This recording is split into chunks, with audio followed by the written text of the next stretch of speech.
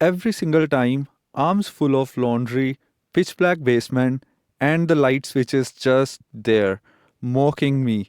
And many times I have broken these pull chain switches as well. But seriously, I fixed this problem for $10. Not only my light turn on when I walk in, but also this tiny little sensor can see through walls. And if you stick around, I'll show you exactly how, including the part where I almost threw my 3D printed box across the room. What you just saw is a tiny little smart sensor I built using a cheap ESP32, a temperature and humidity sensor, and something called a mmWave radar sensor.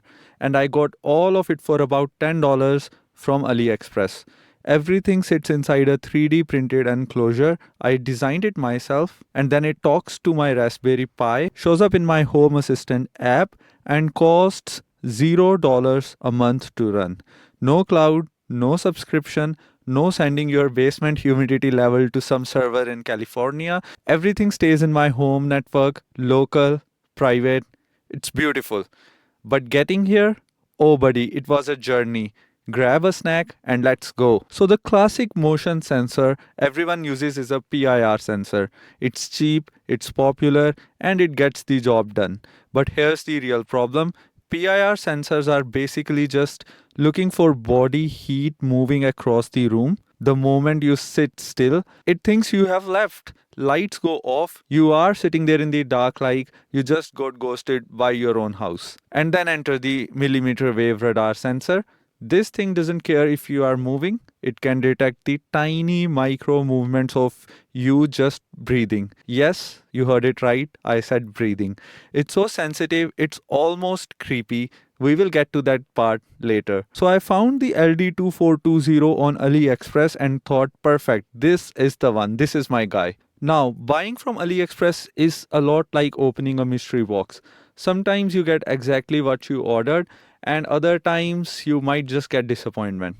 I followed the wiring connections shown on the AliExpress listing, fired it up, and nothing happened. My ESP32 couldn't detect the sensor at all. I stared at my screen, I stared at the sensor stared back, and I was kind of convinced that I got scammed.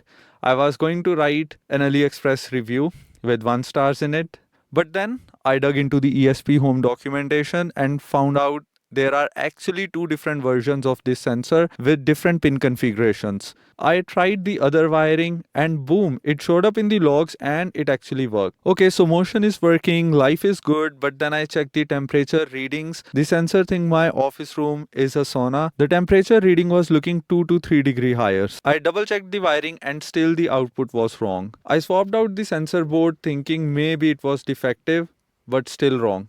At this point, I'm questioning my entire existence to figure out what could be the issue. Eventually, I figured out that this sensor needs kind of airflow. If you notice, there is this spacing in between the sensor. So I connected it at the edge of the breadboard and it started floating and the temperature reading started looking way better. Now things started looking better. I thought we are all done.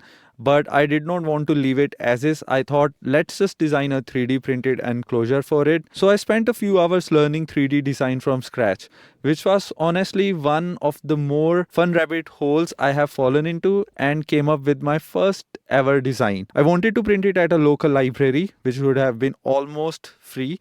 But between a full-time job, 2 kids, free time is not a thing anymore. So I uploaded the files to a print-on-demand website and had the box shipped directly to me. Is it worth it? I would say absolutely.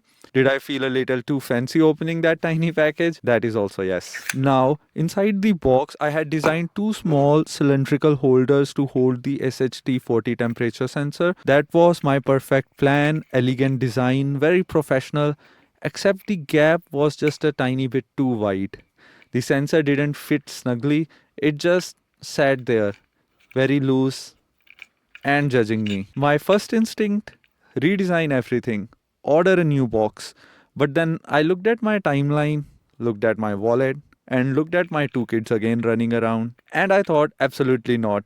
I'm not waiting 2 more weeks and spending more money on a box. So I got creative. I restructured what was inside, used what I had, and made it work. And honestly, That's the most DIY thing in this entire video. Sometimes the best engineering is just stubbornly refusing to give up. And the final result, it fits perfectly in the laundry room, does its job every single day, and every time those lights turn on automatically while my hands are full. Now, the last piece was tying everything together in Home Assistant.